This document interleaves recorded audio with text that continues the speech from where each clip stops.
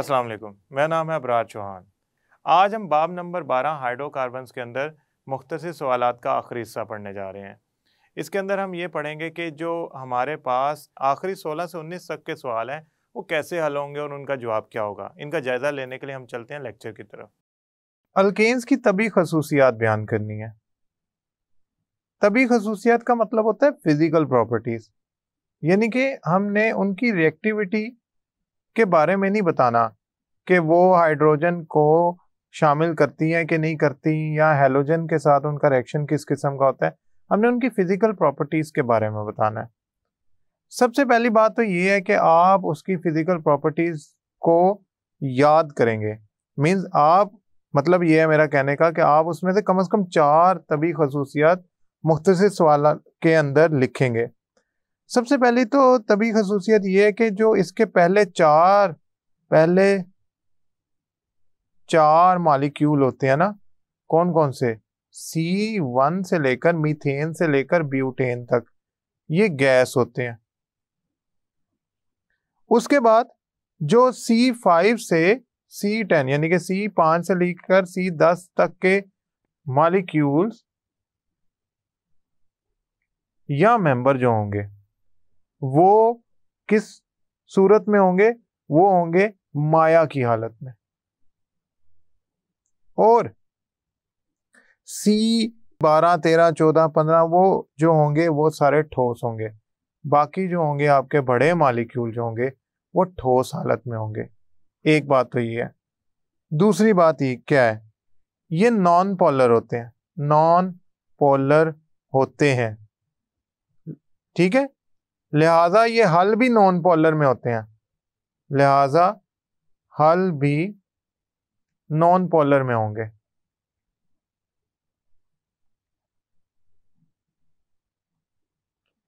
ये पानी में हल नहीं होते, ये पानी में हल नहीं होते, पानी में हल नहीं होते। तीसरी बात, इनकी जो डेंसिटी होती है वो इस बात पे मुनहसिर है कि मॉलिक्यूल का साइज क्या है। जितना बड़ा मॉलिक्यूल का साइज होगा उतनी डेंसिटी ज्यादा होगी। तो इनकी डेंसिटी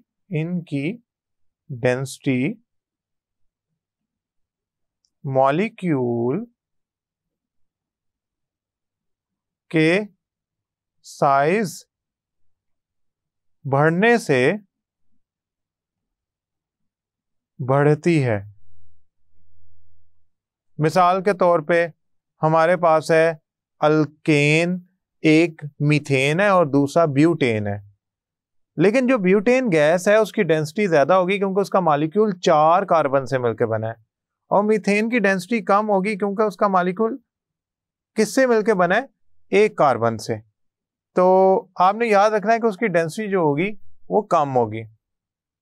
चौथा, जैसे जैसे इनका मॉलिक्यूलर साइज बढ़ता जाता है ये विस्कस होते जाते हैं, यानी कि इनके चलने में, इनके फ्लो करने में मुश्किल पेश आती जाती है।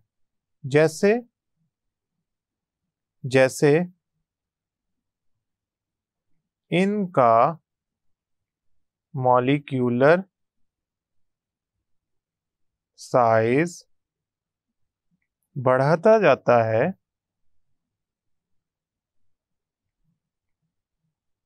वैसे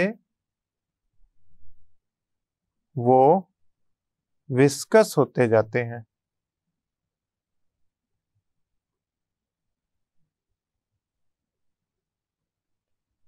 मैंने कोशिश किया कि मैं ये प्रॉपर्टीज या खसूसियात जो तभी खसूसियात हैं ये लिख दूं। इसके अलावा आप ये भी बता सकते हैं कि अल्केन्स जो होंगे वो लेस फ्लेमेबल होंगे।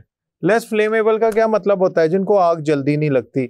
जितना मॉलिक्यूलर साइज बड़ा होता जाएगा ना उतना मुश्किल होता जाएगा उनको आग लगना।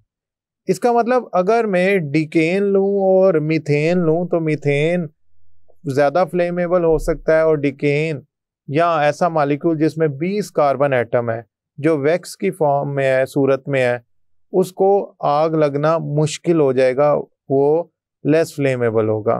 खैर, ये इसकी 4 खसूसियात हैं, आप इनको याद कीजिएगा और इसका जवाब लिखिएगा। आप ईथीन और ईथेन की शिनाख्त कैसे कर सकते हैं? ये ईथेन लिखा हुआ है, इंग्लिश में मैं लिख देता हूं ताकि इनमें फर्क वाजे हो जाए। और ये ईथीन लिखा हुआ है, ईथीन, ई इसका मतलब पहले वाला अल्केन है, दूसरे वाला अल्कीन है। इसमें कार्बन और कार्बन में सिंगल बॉन्ड होगा, इसमें कार्बन और कार्बन में डबल बॉन्ड होगा। होंगे दोनों 2 कार्बन पर मुश्तमिल मॉलिक्यूल, मगर एक में सिंगल बॉन्ड होगा, एक में डबल बॉन्ड होगा। अब सवाल हमसे ये पूछा जा रहा है, इनमें आप शिनाख्त कैसे करेंगे, यानी कि फर्क कैसे करेंगे? बड़ी सादा सी बात है। अगर आप ब्रोमीन का एक्वस सॉल्यूशन ईथेन में डाल देंगे तो ये रिएक्शन ही नहीं करेगा उससे।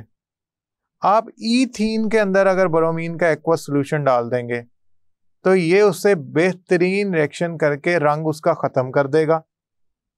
आप क्या करें, आप ऐसा करें, ईथीन को मसलन हम क्या करते हैं, ईथीन को आप ईथीन को किसी सॉल्वेंट में हल करके टेस्ट ट्यूब में लें। सॉल्वेंट में मसलन कार्बन टेट्राक्लोराइड में हल करके टेस्ट ट्यूब में लें, टेस्ट ट्यूब में लें।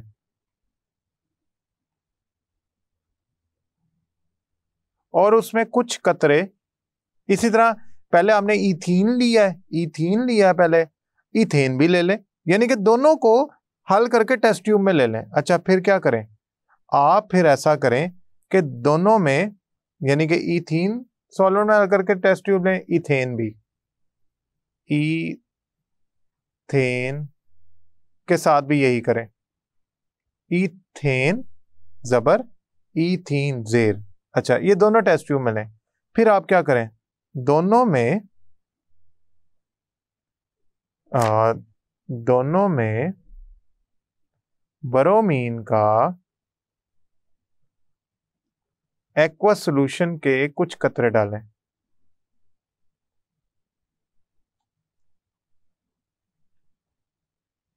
कतरे डालें। ईथेन रिएक्शन नहीं करेगा, एक्वस सॉल्यूशन ब्रोमीन का रंग नहीं खत्म करेगा। ईथीन में एक्वस सॉल्यूशन का रंग खत्म हो जाएगा ब्रोमीन के। होगा क्या, ईथीन करता क्या है, ईथीन जो ब्रोमीन आपने डाला है ब्राउन रंग का, उससे रिएक्शन करके बना लेता है डाइब्रोमो ईथेन, यानी कि वो 2 ब्रोमीन अपने साथ जोड़ लेता है, मॉलिक्यूल के अंदर दाखिल कर लेता है। ईथेन में जगह नहीं होती, लिहाजा वो इसे दाखिल नहीं कर पाते, तो ईथीन रिएक्शन कर जाएगा, ईथेन कोई जवाब ही नहीं देगा, उसमें रंग ही नहीं बदलेगा, ईथेन के अंदर रंग ही नहीं खत्म होगा। ब्रोमीन का एक्वस सॉल्यूशन का रंग जो है वो सिर्फ और सिर्फ ईथीन के अंदर तब्दील होगा, खत्म हो जाएगा, क्योंकि ब्रोमीन जो एक्वस सॉल्यूशन के अंदर मौजूद है वो ईथीन से रिएक्शन करके नई प्रोडक्ट बना लेता है। ब्रोमीन वाटर में ईथीन शामिल करने से इसका रंग क्यों खत्म हो जाता है? अभी मैंने आपको एक बात समझाई थी कि असल में ईथीन जो होता है ना, वो होता है अनसैचुरेटेड हाइड्रोकार्बन। उसमें कार्बन और कार्बन के दरमियान होते हैं डबल बॉन्ड। डबल बॉन्ड आप यूं समझ ले खाली जगह की निशानी है, यानी कि अगर एक डबल बॉन्ड तोड़ा जाए, मिसाल के तौर पे एक डबल बॉन्ड तोड़ा जाए, तो जो 2 कार्बन जिनके दरमियान ये डबल बॉन्ड मौजूद होता है, उनमें नए बॉन्ड बनाने की सलाहियत आ जाती है। अब यहां पे आप एक एटम इधर लगा दें, एक एटम इधर लगा दें, ये तब हुआ है जब डबल बॉन्ड मौजूद हो, तब नए एटम उसमें आके जुड़ सकते हैं। मिसाल के तौर पे हम ऐसा करते हैं, ईथीन लेते हैं, H2C डबल बॉन्ड CH2, और इसमें ब्रोमीन का एक्वस सॉल्यूशन डालते हैं या ब्रोमीन वाटर डालते हैं। वो क्या करेगा, ब्रोमीन वाटर इस कार्बन और दूसरे कार्बन के दरमियान जो डबल बॉन्ड है उसकी जगह पे जाके बैठ जाएगा, दाखिल हो जाएगा, शामिल हो जाएगा। अब ये एक यहां जुड़ गया, एक यहां जुड़ गया। अब खुद सोचें पहले ये Br2 था, ब्रोमीन था, अब ये ब्रोमीन नहीं रहा, अब ये बन गया डाइब्रोमो ईथेन, डाइब्रोमो ईथेन। अब ये नया मॉलिक्यूल बन गया। इस नए मॉलिक्यूल का कोई रंग नहीं है, लेकिन ब्रोमीन का रंग होता है। ब्रोमीन का रंग होता है जब वो Br2 की सूरत में हो, लेकिन जब वो डाइब्रोमो ईथेन में तब्दील हो जाता है तो उसका रंग होता ही नहीं। लिहाजा इनके रिएक्शन करने से जो नई प्रोडक्ट बनती है उसकी वजह से इसका रंग खत्म हो जाता है। तो ब्रोमीन वाटर में इथीन शामिल करने से इसलिए उसका रंग खत्म हो जाता है क्योंकि इथीन ब्रोमीन के साथ रिएक्शन करके नई चीज बना लेती है जिसका कलर रंग नहीं होता। अब हमसे सवाल पूछा जा रहा है कि इन तमाम चीजों का एक एक अहम इस्तेमाल लिखें। सबसे पहले तो हमें यह पता होना चाहिए ये तमाम चीजें हैं क्या। इसमें जो एसिटिलीन लिखा हुआ है ना, एसिटिलीन या एसिटाइलिन या एसिटिलीन कहते हैं, ये असल में कार्बन का 3 बॉन्ड हाइड्रोजन कार्बन के साथ बनाने से वजूद में आती है। ये जो कार्बन टेट्रा क्लोराइड लिखा हुआ है ना, इसका मतलब है कार्बन का 4 क्लोरीन से बॉन्ड यानी कि CCl4। ये ईथीन लिखा हुआ है, ईथीन।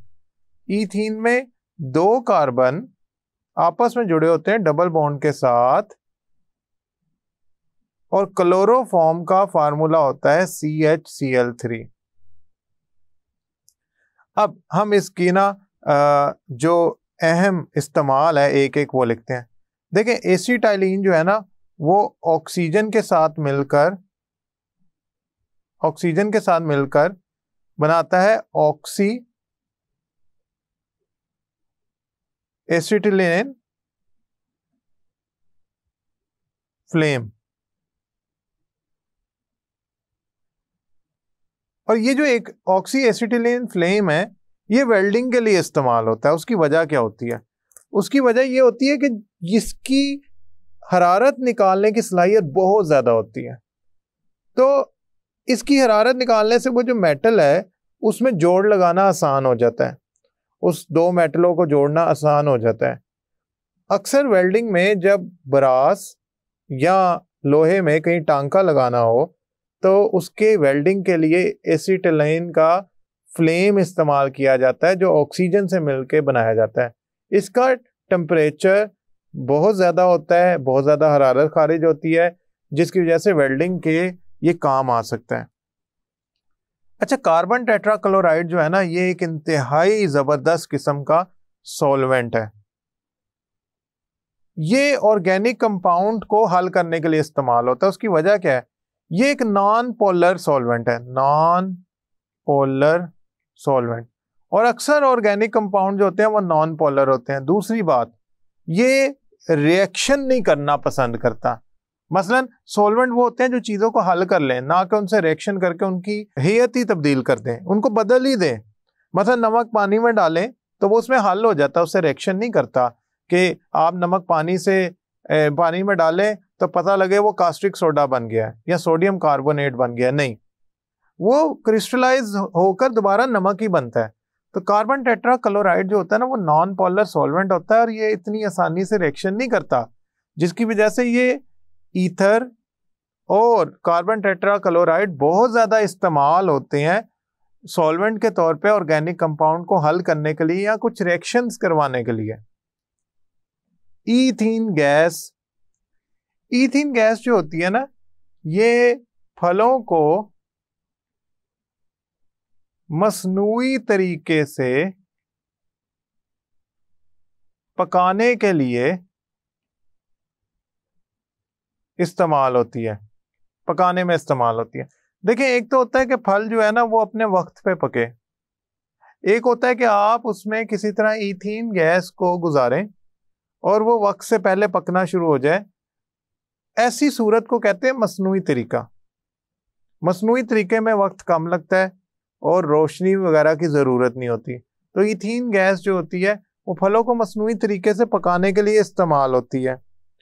मिसाल के तौर पे जो केले होते हैं वो इथीन गैस खारिज करते हैं। यही वजह है कि उनके साथ अगर कोई फल रखे हों तो वो बहुत ख़राब होना शुरू हो जाते हैं, बहुत जल्दी से ख़राब होना शुरू हो जाते हैं। तो लिहाजा हम केलों को अलहदा रखते हैं और बाकी फलों को अलहदा, क्योंकि केलों में से निकलने वाली इथीन गैस फलों को तेजी से पकाकर ख़राब करना शुरू कर देती है। क्लोरोफॉर्म जो है ना, क्लोरोफॉर्म, ये बेहोशी